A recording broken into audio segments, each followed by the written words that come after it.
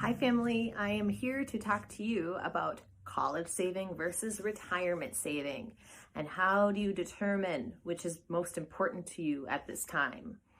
So the idea with both of these is to start early. So before you even think about tackling it, don't wait until you're 5 years or 10 years before retirement to get serious. Don't wait until your child is 15 years old to start saving for college, right? It's important to plan ahead. So that's my first piece of advice. Secondly, what are your values? Is education really important to you and your family? Then maybe you would like to save more towards college. But I do have to warn you, or maybe just a word of advice on college versus retirement. Can you take out a loan for retirement? I'll wait for you to think about it. You can't. You can't finance your retirement, but you can finance your children's education. And I know it's not the ideal, but if you have to compete between the two, and because your savings amount just can't be aggressive for both, think about how long you have to fund your retirement. At a minimum, people's funding for retirement that I say for my clients is about $1.5 million. On average, it's $2 to $3 million they need to fund for retirement. It's a lot less for college. So here's an idea. Save a majority of your income towards retirement. That's what I tell people. So I'd say 20% rule of thumb towards retirement, depending upon when you start and your age. That's why it's good to meet with a financial advisor on determining what those amounts should be.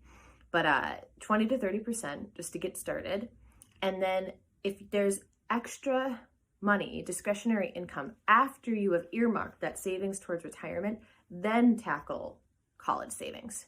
Now, there are a couple of accounts that are like a 2-for-1. They could fund college and they could also fund retirement. So I would not recommend doing a 401k or an IRA, although there are rules where you can bypass the penalty. There's a 10% early withdrawal penalty on IRAs normally, but if you pay for college, there are some exceptions to that. But again, that's really for retirement, so I wouldn't make that be your first choice. 401ks also do have provisions for loans. It's $50,000 that you can withdraw, or 50% of the balance. 2020, due to the COVID-19 epidemic, you can actually do 100% of your balance or 100,000. But again, not my first choice for clients. Some other 2-for-1 accounts that can be for retirement and college would just be a regular old investment account. You could open it in both parents' names or one parent name, and then you could use it for yourselves in retirement, or you could withdraw funds for college. The negative there is that is taxed, what all the gains are taxed at capital gains tax. So you do have to consider the tax treatment there. You could also use cash value life insurance. There are no restrictions on what that can be used for, and it could also be tax-free if you use it the right way, if you fund it the right way, and then you withdraw funds the correct way. And again, working with a representative to work through that strategy is good. So those are 3 examples of things that could be used for both. I mean, of course, just a regular savings account could work, although the growth for that isn't very high. You could use specific college funding accounts, but those can't be used for retirement.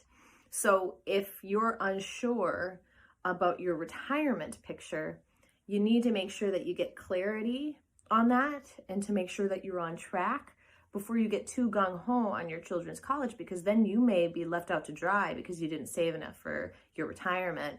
And then you have to save twice as much because you waited too long. And that's the thing, is that you have to earn more and save more if you wait till the end of your timeline, until you have to actually retire. So it is important to start early. Again, I'm going to go back to that. Start early with both of these. And the reason for that is because of compounding interest. So you don't have to save as much if you save earlier. And I always tell people, start as soon as you can. It's not really as important how much that money is growing. What actually matters more and creates more success for people is how much you're saving and how early you start. But it's never too late. Remember that where there's a will, there's a way. If you want to sacrifice and save for both college and retirement, you can most certainly do that. And that's why it's really important to work with a financial advisor on the strategy there and determining where to put the funds on a monthly or annual basis. And then there are a lot of nuances, within what those limits are for college savings and retirement savings. And again, it's important to get professional advice on this because it's definitely not easy, but I just wanted to give you a few tips to get you started. Thank you and be well.